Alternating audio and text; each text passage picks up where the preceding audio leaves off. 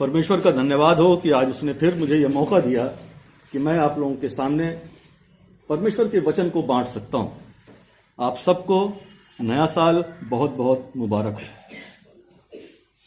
हम देखेंगे कुलस्सियों की पत्री 2 अध्याय और उसकी 6 और 7 आयत। कुलस्सियों की पत्री उसका 2 अध्याय और उसकी 6 और 7 आयत, जहां इस तरह से लिखा हुआ है, अतः जैसे तुमने मसीह यीशु को प्रभु करके ग्रहण किया है, वैसे ही उसमें चलते रहो और उसी में जड़ पकड़ते और बढ़ते जाओ, और जैसे तुम सिखाए गए वैसे ही विश्वास में दृढ़ होते जाओ और अधिकाधिक धन्यवाद करते रहो। परमेश्वर अपने पवित्र शास्त्र के पढ़े जाने और सुने जाने पर आशीष दें। आमीन। आइए हम अपने सरों को झुकाएं और प्रार्थना में चलेंगे। ओ प्यारे पिता परमेश्वर, बड़ी इज्जत बड़े सम्मान के साथ अपने सरों को आपकी हुजूरी में झुकाए हुए हम सब यहाँ मौजूद हैं। आपसे प्रार्थना है प्यारे पिता परमेश्वर कि यहाँ बैठे हुए सभी लोगों को और मुझे अपने हाथों में लें पिता, अपने लिए इस्तेमाल करें, ताकि जो वचन आज आप मेरे माध्यम से अपने लोगों तक पहुंचाना चाहते हैं वो आपके लोगों तक पहुंच सके। आमीन। अभी करीब 1 हफ्ता पहले हम लोगों ने क्रिसमस मनाया था। 1 हफ्ता पहले, ज्यादा दिन नहीं हुए हैं, लगभग 7 दिन हो रहे हैं, 6 दिन हो रहे हैं। और जब हम लोग क्रिसमस मना रहे थे तो उस समय हम क्या माहौल देख रहे थे। न सिर्फ हम लोग खुश थे, हम मसीही लोग खुश थे, बल्कि वो तमाम लोग जो मसीही नहीं हैं, जो मसीह के नाम से नहीं जाने जाते हैं, वो सब भी खुश थे। तरह तरह की एक्टिविटीज हो रही थी। वो स्कूल जो क्रिश्चियन स्कूल के नाम से नहीं जाने जाते, उन स्कूलों में भी क्रिसमस ट्री मनाया जा रहा था। क्रिसमस के फंक्शंस हो रहे थे, क्रिसमस का ड्रामा किया जा रहा था। हमारे क्रिश्चियन स्कूलों में तो ये सब होता ही है, लेकिन नॉन क्रिश्चियन स्कूलों में भी ये हम लोगों से और बढ़ चढ़ कर करने की प्रयास होती है। और बहुत बार ऐसा मैंने देखा कि वो हमसे कहीं बेहतर कर जाते हैं। बड़े शहरों में आप देख सकते हैं कि पेट्रोल पंप के आसपास, मॉल्स में, तमाम जगहों पर क्रिसमस फादर बने हुए या सेंटा क्लॉज बने हुए लोग इधर से उधर जा रहे हैं, बच्चों को टॉफियां बांट रहे हैं, और क्रिसमस का एक अच्छा सा माहौल हमको वहां पे दिखाई देता है जब हम सेंटा क्लॉज या क्रिसमस फादर को देखते हैं। ऐसा लग रहा था कि सिर्फ हम ही लोग नहीं, खाली मसीही लोग नहीं, खाली क्रिश्चियन लोग नहीं, बल्कि ये पूरा संसार, पूरा समाज यीशु मसीह के आने की या यीशु मसीह के पैदाइश की खुशियों को मना रहा है। और इन खुशियों को मनाने वाले में अगर हम देखें गौर से तो 2 तरह के लोग दिखाई पड़ते हैं। एक तो जो मसीही थे, जो मसीह को जानते हैं, और दूसरे ऐसे लोग थे जो मसीह को नहीं जानते। जो लोग मसीह को नहीं जानते हैं वो क्या जानते हैं कि वो क्रिसमस सेलिब्रेट कर रहे हैं? वो ये जानते हैं कि हां, ईसाइयों का एक धर्म गुरु है जिसको वो प्रभु कहते हैं, आज वो पैदा हुआ है। वो ये भी जान सकते हैं या जानते हैं कि ये दिन जो है ईसाइयों के लिए, मसीही लोगों के लिए एक बहुत बड़ा दिन है, और इसीलिए इस दिन को बड़ा दिन कहते हैं। वो ये सब बातें जानते हैं, लेकिन जो खास बात है कि वो यीशु मसीह को क्या जानते हैं, यीशु मसीह के बारे में क्या जानते हैं। जहां तक मेरा अनुभव है, वो यीशु मसीह से ज्यादा सेंटा क्लॉज के बारे में जानते हैं। वो ये जानते हैं कि सेंटा क्लॉज क्या है। उनको यह मानना है कि सेंटा क्लॉज गरीबों की मदद करता है। उनकी समझ में, उनकी इमेज में ऐसा इंसान उस दिन आता है, गरीबों की मदद करने उस दिन निकलता है जिस दिन क्रिसमस होता है। सेंटा क्लॉज क्या मदद करता था लोगों की? उसको पता चलता था कि फलाने घर में कुछ आर्थिक तंगी है, तो वहां जाकर के खिड़की से, रोशनदान से, जैसे तैसे जो भी करके वो वहां पे कुछ रकम, कुछ रुपया वहां पे पहुंचा देता था।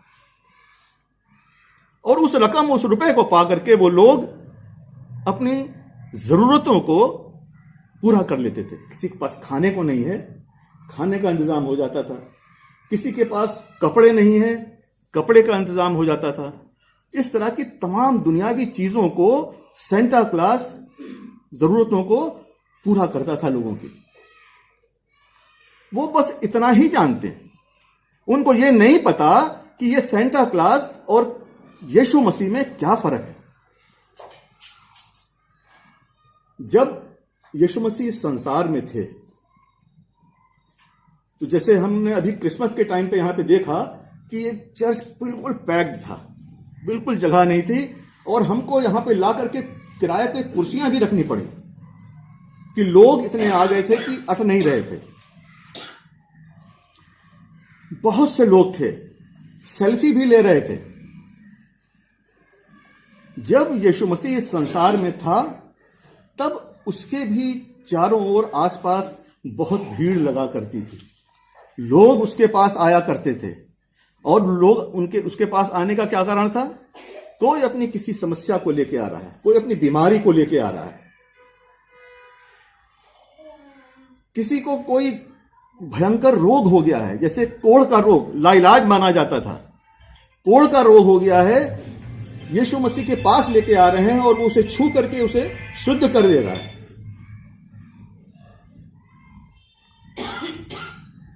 लंगड़े हैं, चल नहीं सकते, यीशु के पास लेकर के लोग उनको आ रहे हैं, और यीशु मसीह के कह देने से और छू देने से वो उनका लंगड़ापन खत्म हो जा रहा है। जो टुंडे हैं, जिनके पास हाथ काम नहीं करता, उनका हाथ काम करने लगता है। यायर की बेटी के बारे में हम जानते हैं कि वो मर चुकी थी, यीशु ने उसका हाथ पकड़ा, उसको उठा दिया। ये सब लोग यीशु के पीछे पीछे थे। यीशु के चारों ओर ये भीड़ लगी हुई थी। और क्रिसमस के दिन भी हमने देखा कि लोग चर्च में चले आए हैं, भीड़ लगी हुई है। आज के समय में इंसान इतना परेशान हाल है, रुपया पैसे से नहीं, ये जरूरी नहीं कि रुपए पैसे से परेशान हो, मानसिक तौर से बहुत परेशान है।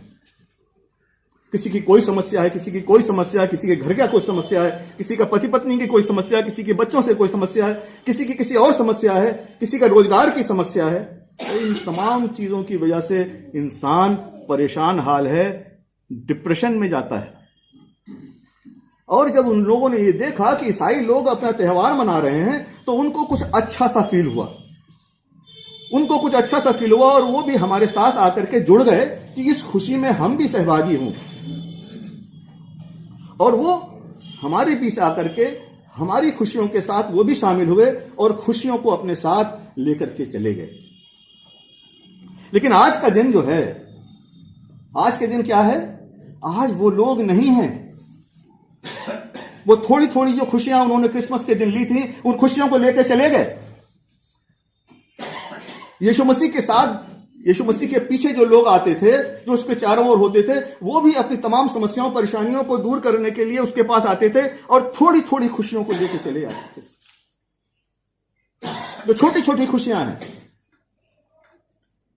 लंगड़ों को पैर, अंधों को आंखें, टुंडों को हाथ, बीमारों को शिफा, कोढ़ियों को शुद्ध करना, ये सब जो छोटी छोटी बातें थी, ये जो छोटी छोटी खुशियां थी, इनको लेके चले जाते थे। बच्चों के मन में सवाल उठ रहे होंगे, इतनी बड़ी बड़ी बातें कह रहे हैं, लंगड़ों को पैर, टुंडों को हाथ, अंधों को आंखें, कोढ़ियों को शुद्ध करना, क्या ये छोटी छोटी बातें?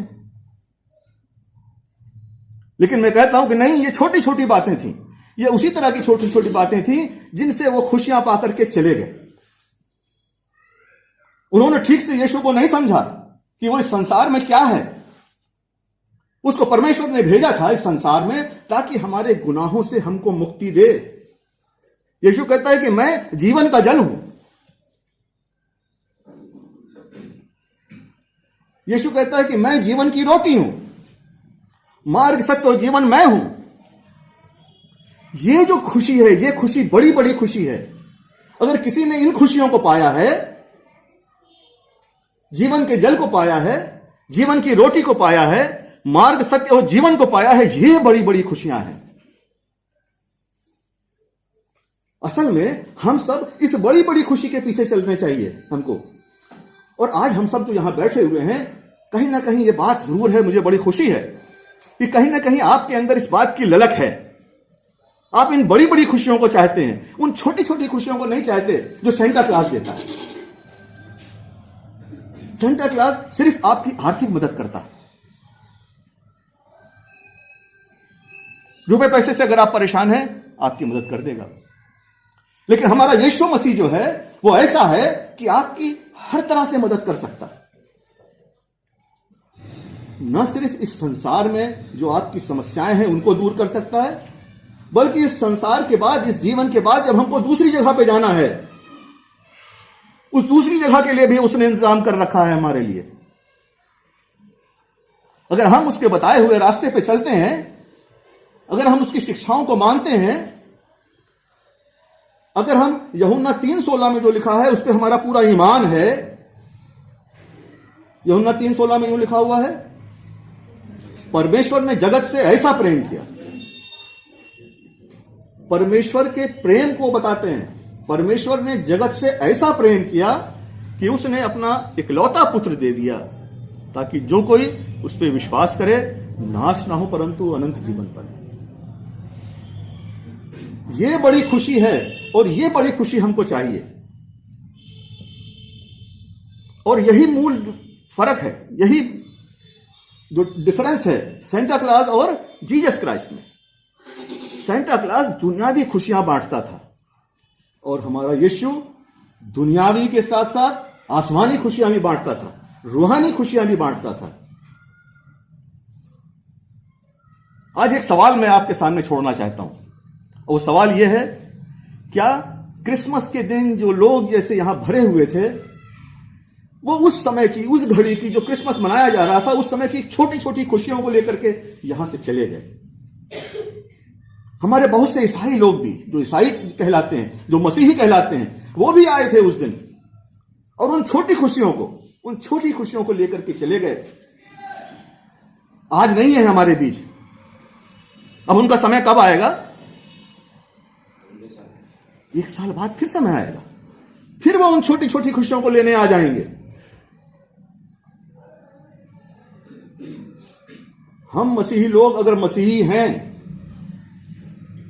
मसीहियत को समझते हैं, तो इस बात को समझते हैं कि ये दुनियावी छोटी छोटी खुशियां हमारे लिए नहीं है। ये नहीं कि मैं कह रहा हूं कि आप इनको छोड़ दीजिए, ऐसा नहीं कहता हूं। यीशु ने कहा, बाइबल हमें बताती है, अगर तुम स्वर्ग के राज्य की खोज करोगे तो ये चीजें तो तुम्हें यूं ही मिल जाएंगी। हम जो बड़ी खुशियां हैं उनको छोड़ करके हम छोटी खुशियों के पीछे दौड़ते हैं। और इसी कारण क्या होता है कि हम जो बड़ी खुशियां जो हमारे लिए परमेश्वर ने रखी हैं, जो वो हमें देना चाहता है, हम उनसे वंचित हो जाते हैं, हम उनको नहीं पा पाते।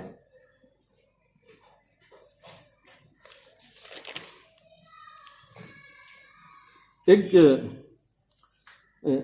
जो हमने अभी पढ़ा था, जो हमारा आज का सबक था पहला, अतः जैसे तुमने मसीह यीशु को प्रभु करके ग्रहण किया है। हम सब ने प्रभु यीशु मसीह को प्रभु करके ग्रहण किया है, और इसीलिए हम लोग सब 25 तारीख को यहां जमा थे। पौलुस कहता है इस कलीसिया से, कुलस्सियों की कलीसिया से, और ये न आप निराश हुई कि ये हमारी कलीसिया में हो रहा है, ये शुरू से ऐसा होता आ रहा है। कुलस्सियों की कलीसिया में भी यह बात थी कि लोग बड़ी जोश के साथ, बड़ी तेजी के साथ परमेश्वर के नजदीकी में जाते थे और फिर उससे पीछे हट जाया करते थे। कहता है पौलुस कुलस्सियों की कलीसिया से, अतः जैसे तुमने मसीह यीशु को प्रभु करके ग्रहण किया है। जो मसीह थे, जो मसीह नहीं थे, जिनको यीशु के बारे में नहीं पता था, जिनको पता था, वो सब लोग क्रिसमस मना रहे थे। उनसे ये पौलुस कहता है, जैसा तुमने यीशु को मसीह करके ग्रहण किया, प्रभु करके ग्रहण किया, वैसे ही उसी में चलते रहो। ग्रहण तो 25 को हमने कर लिया, लेकिन उसके बाद हमने उसको छोड़ दिया। ग्रहण किया, छोड़ दिया। लेकिन पौलुस हमसे कहता है कि जैसे तुमने मसीह यीशु को प्रभु करके ग्रहण किया है, वैसे ही उसमें चलते रहो। जब हम उसमें चलते रहेंगे, तब हम आगे की बातों को समझ पाएंगे। तब हम गुड फ्राइडे को समझ पाएंगे, तब हम ईस्टर को समझ पाएंगे, तब हम सही माने में मसीहियत क्या है, क्रिश्चियनिटी क्या है, तब हम सही माने में उसको समझ पाएंगे। और यही बात पौलुस कह रहा है, जैसे तुमने मसीह यीशु को प्रभु करके ग्रहण किया है, वैसे ही उसमें चलते रहो। आगे 7वीं आयत में कहते हैं, और उसी में जड़ पकड़ते और बढ़ते जाओ। अगर हम चर्च से नहीं जुड़े रहेंगे, चर्च में नहीं आएंगे, तो हम कैसे उसमें जड़ पकड़ते और बढ़ते जाएंगे? अगर कोई कहता है कि चर्च में आने की क्या जरूरत है, हम तो घर में दुआ कर लेते हैं। बहुत से लोग इस बात को कहते हैं, दावे के साथ कहते हैं। लेकिन जो घर की अकेले की दुआ है, वो अकेले की दुआ है। जो कलीसिया की दुआ है, वो कलीसिया की दुआ है। कलीसिया में जब यहां चर्च में लोग आते हैं और जब दुआ करते हैं, तो सब एक मन होकर के एक विषय के ऊपर प्रार्थना करते हैं।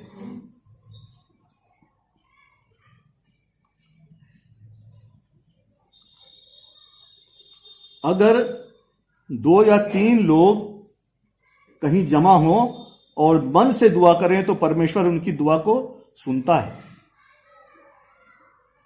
कलीसियाई दुआ के लिए भी यही बात है। जो बातें इसमें लिखा हुआ है बाइबल में कि अगर तुम्हारे बीच कोई समस्या है, कोई परेशानी है, कोई बीमारी है, तुम उसके लिए प्रार्थना करो। नहीं सुलझती, कलीसिया के पुरानियों के पास जाओ, उनसे शेयर करो और उनके साथ प्रार्थना करो। उनसे प्रार्थना के लिए कहो। नहीं सुलझती, पूरी कलीसिया एकजुट होकर के प्रार्थना करे। जो लोग ये कहते हैं कि मैं तो घर में प्रार्थना कर लेता हूं, मैं ये जानता हूं कि उसमें से लगभग 75% ऐसे लोग होते हैं जो घर में प्रार्थना नहीं करते हैं। उनका कोई शेड्यूल नहीं है, उनके घर में कोई निश्चित टाइम नहीं है कि हम पूरा घर परिवार बैठ करके इस समय प्रार्थना दुआ करेंगे। सिर्फ बात कहने के लिए वो बात जवाब देते हैं कि हम तो घर में दुआ कर लेते हैं।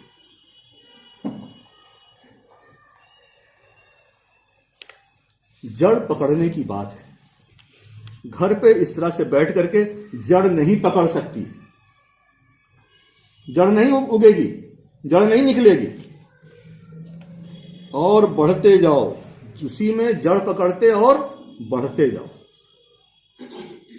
और जैसे तुम सिखाए गए, वैसे ही विश्वास में दृढ़ होते चले जाओ। हमारा विश्वास कैसे बढ़ेगा? हमारा ईमान कैसे बढ़ेगा?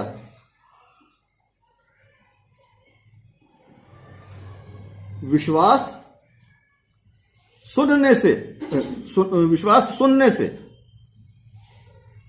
और सुनना प्रभु के वचन से होता है। अगर हम उसमें जड़ पकड़ रहे हैं, उसमें आगे बढ़ रहे हैं, आगे बढ़ना चाहते हैं, तो हमको कलीसिया से जुड़े रहना है। आज का नया साल है। आज के दिन हम लोग बहुत बार बहुत तरह की अपने आप से कमिटमेंट करते हैं कि इस दिन से अब हम इस काम को नहीं करेंगे। जो पुराने काम उन्होंने देखे कि ये काम हमारे गलत थे, ठानते हैं कि हम नहीं करेंगे। और आज इस दिन से ये अच्छे काम जो हमको करने चाहिए थे, हम नहीं कर सके, उनको अब हम करेंगे।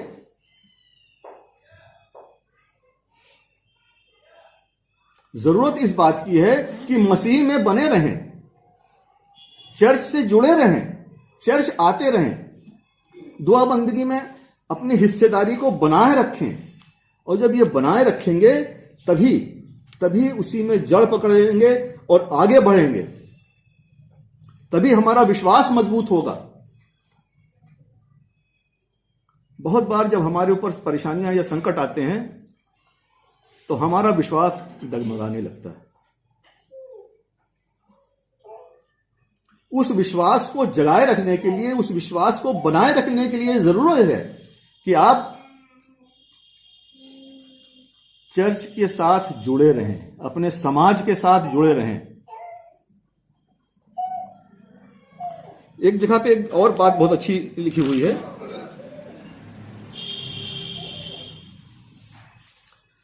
दूसरा कुरिन्थियों 5वां अध्याय उसकी 17वीं आयत में,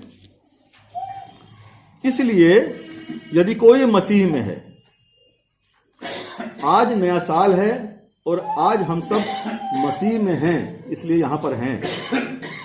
तो हमारे लिए यह मैसेज है कि इसलिए यदि कोई मसीह में है तो वो नई सृष्टि है। आज नए साल के दिन हम नई सृष्टि हैं।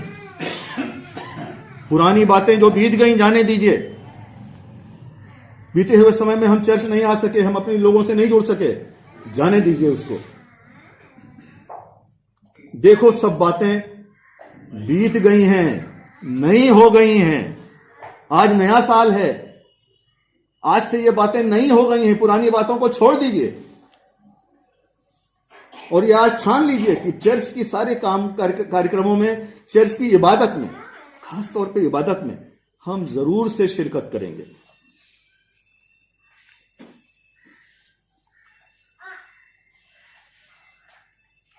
एक चीज मैं आपको बाइबल से और भी बताना चाहता हूं कि हमारे अंदर ये किस तरह की ललक होनी चाहिए। पहला पत्रस 2 अध्याय और उसकी 2 आयत में लिखा हुआ है, नए जन्मे हुए बच्चों के समान निर्मल आत्मिक दूध की लालसा करो।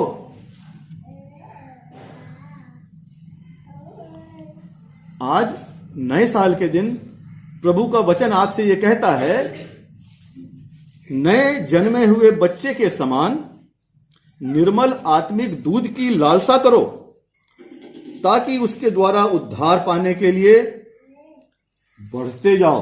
ताकि उसके द्वारा उद्धार पाने, जब हम निर्मल आत्मिक दूध को पिएंगे छोटे बच्चे के समान, जैसे छोटे बच्चे को दूध मिलता है तभी उसका पोषण होता है, तभी वो ग्रो करता है, तभी वो बढ़ता है। तो आज हम जो नए साल के दिन यहां पे मौजूद हैं, हमको क्या चाहिए? आत्मिक निर्मल दूध चाहिए और उसके लिए हमें प्रयास करना पड़ेगा।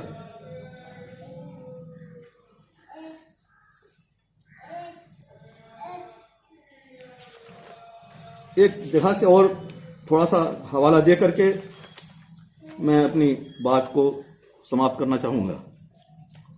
हमारे प्रभु पहला पत्रस 1 अध्याय और उसकी 3 से लेकर के 4 आयत तक हम यीशु मसीह का जन्मदिन मनाएं।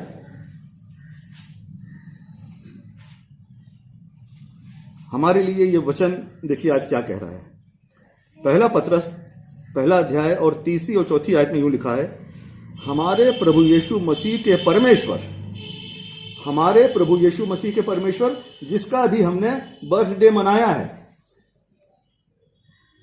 और पिता का धन्यवाद हो।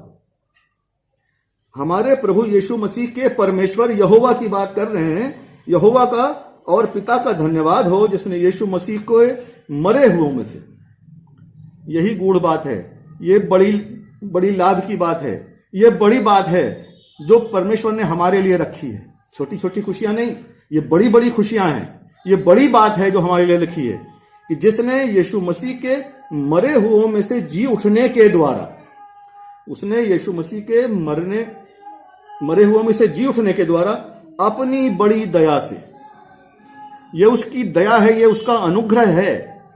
हम इस लायक नहीं कि इन चीजों को पा सकें, लेकिन ये उसका अनुग्रह है, हमें जीवित आशा के लिए नया जन्म दिया है। हमारा आशा क्या है? नया जीवन हमको मिलेगा। आज नए साल के दिन हम इस नए जीवन की बात करते हैं, और इस नए जीवन की क्या विशेषता है? आगे यूं लिखा हुआ है, अर्थात एक अविनाशी और निर्मल और अजर मीरास के लिए जो तुम्हारे लिए स्वर्ग में रखी है। बहुत से लोग क्रिसमस के दिन आकर के छोटी छोटी खुशियों को लेकर चले गए।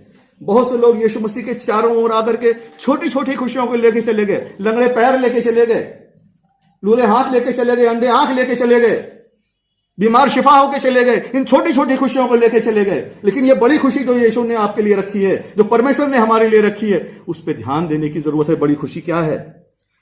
एक अविनाशी और निर्मल और अजर मीरास के लिए जो तुम्हारे लिए स्वर्ग में रखी है, जिनकी रक्षा परमेश्वर की सामर्थ्य से विश्वास के द्वारा उस उद्धार के लिए जो आने वाले समय में प्रकट होने वाली है की जाती है। हम सब भली प्रकार से यीशु मसीह को जानते हैं। जरूरत इस बात की है कि हम अपने आप को बढ़ाएं, अपने आप को ग्रो करें, और उस ग्रो करने के लिए हमें निर्मल आत्मिक दूध की आवश्यकता है। जैसे बच्चे को चाहिए होता है दूध, वैसे हमको भी निर्मल आत्मिक दूध चाहिए। हम सब आने वाले समय में जरूर से इन बातों को ध्यान रखें, आत्मिक निर्मल दूध की लालसा करें, ताकि जो बड़ी बड़ी खुशियां परमेश्वर हमको देना चाहता है वो हमको मिल सकें। आइए हम प्रार्थना करेंगे।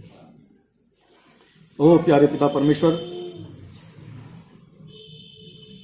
आपसे प्रार्थना है कि हमें ये समझ दें,